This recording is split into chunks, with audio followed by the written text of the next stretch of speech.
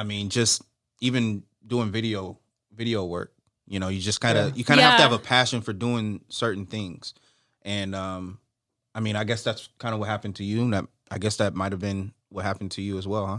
Where it just, you kind of lost a little bit of the passion for the writing and the music, or to me, or was it more of, well, this is making money for me. Yeah, that's what it was. So I'll put this to the side for now, but I want to come back to it. Yeah, because I've been self-employed for 2 years now, and so my time is all could be either spent on writing music, which is not making money, and then the other things that I have to put my full time into.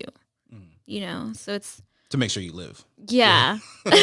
See, I'm glad you touched on that, because that was one of the things that I wanted to talk about, being self-employed. What were you working at before 2 years ago, before you became self-employed? I worked in a manufacturing company for T-shirts and promotional items. So when I got into making T-shirts to be in part of music festivals and shows, I got hired at a T-shirt shop, and then from there I went up into a management position, and then I managed that promotional products manufacturing. Drop my damn top.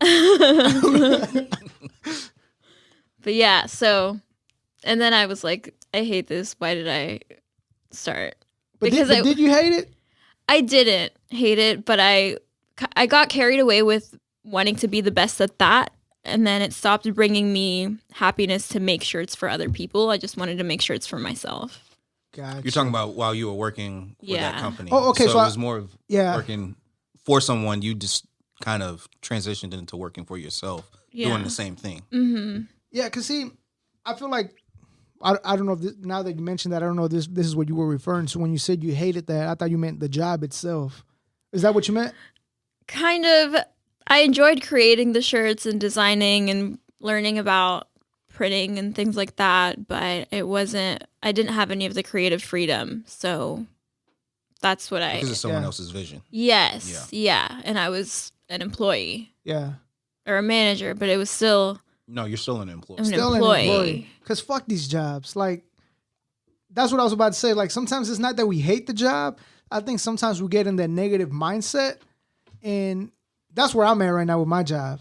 Like, I've been telling my girl, like, fuck it. Yeah. And I feel like right now I'm at a very good position in life to do with everything that I got going on. So it's like, this is perfect.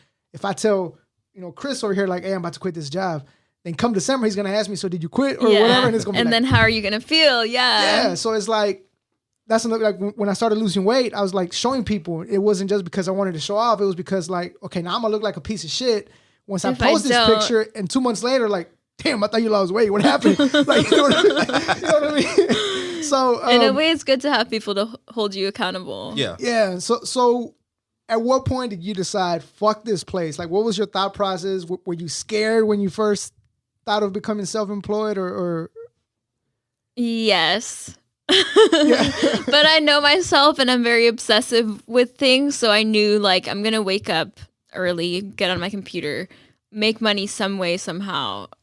And yeah, I think I only had like 3 months worth of savings to get me by. Like, I would be good for 3 months, and then I was like, okay, I pretty much have 3 months to make money for the next 3 months. Yeah.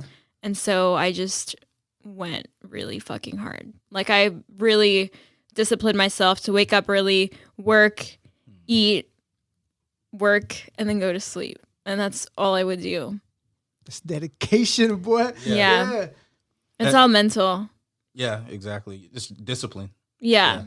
And I mean, it's even discipline for you to even have money saved up for 3 months, because there's people out there that'll just quit with absolutely nothing. With hoping their next paycheck comes in as soon as possible. Like, let me pull from my old 401k and maybe I can make it work. When you quit your job, was there ever a time when you kind of doubted yourself, like, fuck, I shouldn't have left that place? Yeah. What the fuck were you thinking? Yeah. So there was I went through kind of like a period where something happened with my eBay store. So I did e-commerce and I sold things on eBay, like wholesale. And there was a point where something happened with the eBay store and everyone started asking for a refund. And that was what the fuck is like, god damn. Yeah, something happened with the manufacturer of the product, and everyone started asking for a refund at the same time. Wow. And I saw my bank account drop, and negative, and I didn't know what I was gonna do. So I think once I hit that point, it allowed me to say, okay, this is literally the worst that can happen. Like nothing else can happen.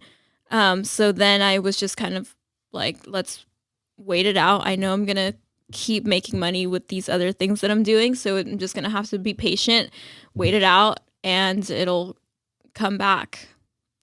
So yeah, I've never talked about this anywhere, but yeah, nobody knew this was going on. And I was pretty much living off of like my credit cards and then whatever money I was making from modeling. And this is when I started OnlyFans, actually, which was a year ago, because I was like, okay, what else can I do? Like, I'm doing modeling, I'm doing everything I can, but I'm literally losing everything I have. And so that's where OnlyFans came in and was like my saving grace, because it was obviously like the volume for people purchasing OnlyFans is a lot greater than any other product out there that I could sell on my eBay store. For like a little second, I was like, fuck, I can quit my job too. But then she mentioned OnlyFans. I'm like, no, I can't. I called in today, but I go back tomorrow, I guess. Well, all it is, so OnlyFans sells fast because of what the product is, and sex sells, obviously. But the same thing happened with my eBay store. That started selling really, really fast because the product that I was selling was a really, really hot product at the time. It was headphones. And so I think it's not only about what the product is, but how fast it's selling. So that's why I didn't have that much luck with my personal brands, like my t-shirt brand, because nobody knows what that is. But if you find a product that sells fast, it's on demand, then anyone can make that, that kind of money. It's very interesting because everything, I do eBay. I do Mercari, eBay, but I do collectibles and toys. Okay. That's why we're promoting the homies. That's why we're promoting the homies right here. But basically, I started selling homies, and then I got connected to a distributor from California, and I was just selling their stuff.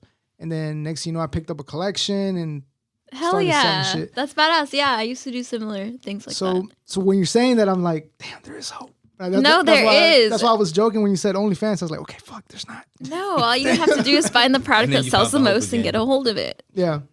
Man, so you did, that's fucking dope, because I have a friend that he actually does that right now with Amazon, e-commerce stuff. Mm-hmm. And I met him when he was in Houston, but we never really got into talking about, how it works.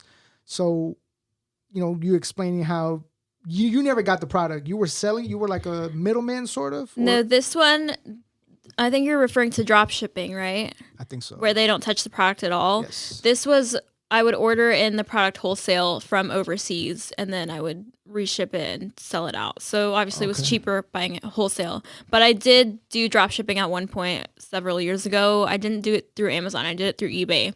And I would find a supplier overseas through Alibaba or AliExpress, and then I would make my storefront, order some products to make sure they were okay, like for people to order, and then sell it that way, and then order from the manufacturer to the customer.